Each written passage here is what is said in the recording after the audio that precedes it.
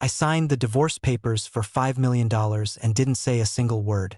My wife, Sarah, thought she was buying my dignity. Her father, a man who measured worth in stock options, thought he was buying my silence. They both sat across from me in that cold, glass-walled conference room, pushing a fountain pen toward my hand like they were offering a starving man a steak. I took the pen, scribbled my name, and stood up. Sarah didn't even look at me. She was too busy touching her small baby bump, already dreaming of the life she was going to build with the man she'd been seeing behind my back. They thought I was the loser in this deal. They thought $5 million was a cheap price to pay to get rid of a man who knew too much. But they didn't realize they weren't buying my silence. They were buying my timing. If you're enjoying this story so far, make sure to subscribe to the channel and let me know in the comments where you're watching from. I love seeing how far these stories travel. The day I found out wasn't dramatic. There were no shouting matches, no thrown plates, and no cinematic tears. I just found a medical bill in the trash that didn't make sense. We had been trying for a year or so, she said, but the dates on that paper were off by 3 weeks. 3 weeks might not seem like much to some people, but when you've been on a business trip in Singapore for that exact window of time, the math becomes a very sharp knife. I didn't confront her that night. I didn't even mention it. I just went to the kitchen, poured myself a glass of water, and looked at her through the doorway. She was laughing at something on her phone, probably a text from him. She looked so innocent, so perfect in her designer silk robe. That was the moment I realized my entire marriage had been a performance. I spent the next month being the perfect husband. I took her to her favorite restaurants, I listened to her talk about baby names, and I even went to the first ultrasound. Watching her face light up when she saw those 2 little heartbeats on the screen was the hardest thing I've ever done. She was carrying twins, and I knew, with a certainty that burned in my chest, that they weren't mine. I waited until she was asleep one night to take a sample of her hair from her brush and a used tissue. I had already secured a kit from a private lab. I didn't want the hospital records. I wanted the truth in a way they couldn't bury. When the results came back, I didn't cry. I sat in my home office at 3 in the morning and read the words, 0% probability of paternity, over and over again. It wasn't just one man either. The genetic markers suggested a mess that even the best PR team couldn't clean up. Sarah had been busy. Her family, the Whitmores, owned a real estate empire that spanned 3 states. They were old money, the kind of people who thought reputation was more important than oxygen. I knew if I showed this to her father, Marcus, he would find a way to make me disappear or ruin my life before I could speak. So, I played the part of the heartbroken, failing businessman. I let my own small tech firm struggle. I made myself look weak. That's when the offer came. Marcus called me into his office and told me that Sarah wasn't happy. He told me that she had met someone else, a better fit for the family legacy, and that it would be best for everyone if I just moved on. He slid a check for $5 million across the desk. It was an insult disguised as a gift. He told me I had 24 hours to sign the divorce papers and a non-disclosure agreement. I didn't argue. I didn't plead. I just asked for the papers. I saw the relief in his eyes. He thought I was a coward who could be bought. He thought I was just a footnote in their family history. I took the $5 million, moved into a small apartment, and vanished from their social circles. I didn't buy a fast car or go on a vacation. I put every cent into a short position fund targeting Whitmore Holdings and waited. The months that followed were quiet. To the outside world, I was the discarded ex-husband living off a settlement. To the Whitmores, I was a ghost. Sarah moved on quickly, announcing her engagement to a man named Julian, a polo-playing trust fund kid whose family had even more zeros in their bank account than the Whitmores. The wedding was set to be the event of the decade. They wanted to prove that Sarah's miracle pregnancy was the start of a new dynasty. I spent my days in a small office I rented under a different name, watching the Whitmore stock prices and gathering more intel. I found out that Julian's family was only merging with the Whitmores because they thought the bloodline was secure. They were obsessed with legacy. I started making anonymous tips to certain investors. Nothing big, just small hints about financial irregularities in Marcus's commercial developments. I knew the company was built on a house of cards. It was the logs of her messages during the time we were married. It was the financial proof of Marcus's embezzlement.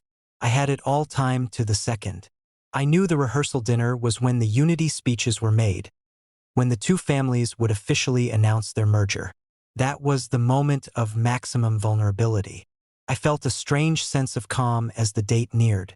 People often ask if I wanted to scream or hit something. But when you've been betrayed that deeply, you don't want noise. You want silence. I wanted them to feel the same coldness I felt when I read those lab results. I didn't want a scene. I wanted a total collapse. I remembered Marcus telling me, "Some people are meant to lead, and some are meant to be led out the door." I realized then that he was right. He just had the roles reversed. I was the one leading them now, right toward a cliff, and they were walking toward it with smiles on their faces, thinking they were walking toward a throne. The night of the rehearsal dinner arrived. I sat in my darkened apartment, looking at a live feed of the estate's perimeter that I'd gained access to. The lights were twinkling, the champagne was flowing, and Sarah looked radiant in a white dress that cost more than most people's cars. Julian stood beside her, looking like the prince he thought he was. At exactly 8 p.m., during Marcus's toast about integrity and the future of the Whitmore name, I hit send. I didn't just send it to Marcus or Sarah. I sent the package to every board member of Whitmore Holdings, every major investor, the local news outlets, and Julian's father. I watched the phone screens start to light up on the tables. It started with a few whispers. A board member stood up abruptly, looking at his phone with a face that had turned ghostly pale.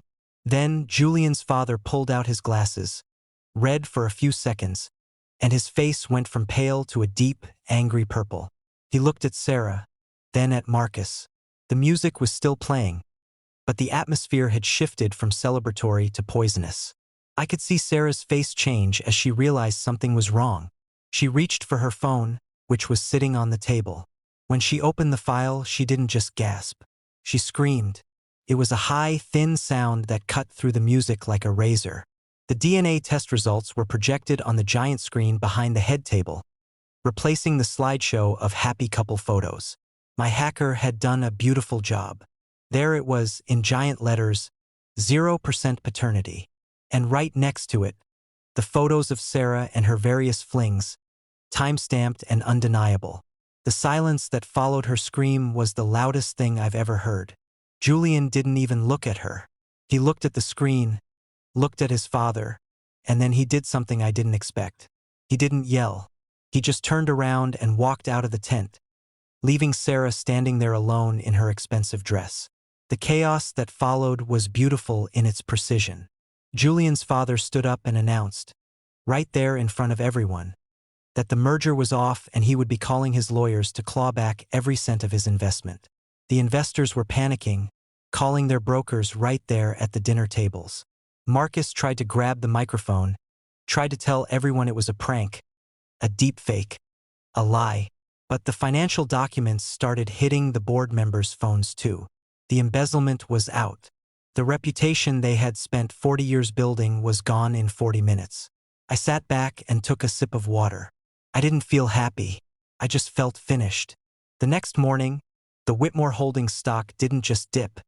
It plummeted. It was a bloodbath.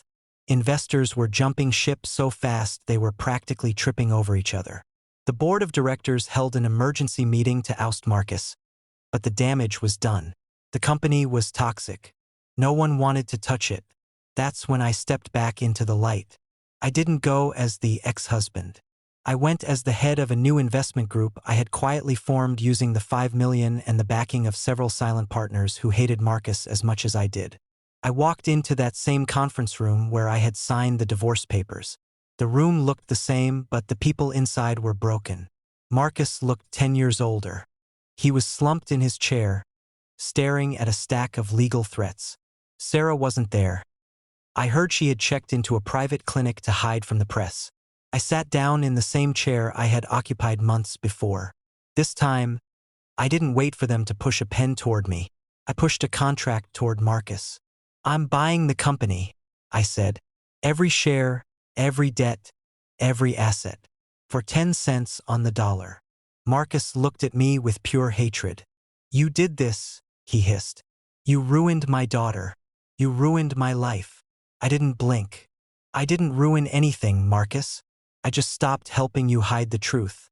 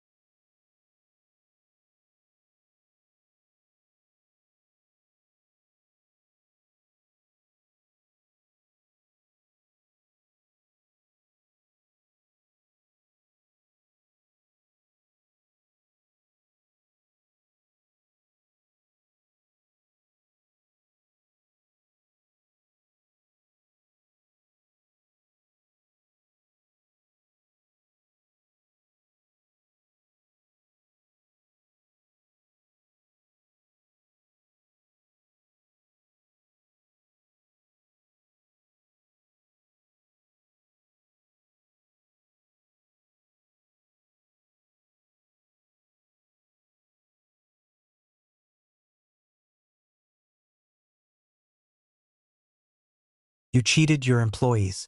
Your daughter cheated her husband. I just provided the mirror. If you don't like what you see, don't blame the glass." He tried to argue, tried to say he'd rather see the company burn than give it to me. But he had no choice. The bank was hours away from seizing his personal assets to cover the corporate loans he'd personally guaranteed. He was a cornered animal. He signed.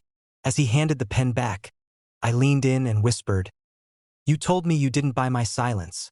You were right. You bought the time I needed to take everything you have." I spent the next 6 months gutting the corruption from the company. I fired every executive who had helped Marcus cook the books. I repaid the employee pension funds out of my own pocket. I rebranded the entire firm. I took down the Whitmore sign from the top of the skyscraper and replaced it with my own name. I didn't do it out of ego. I did it to scrub the stain they left behind. I wanted the world to know that the old era was dead.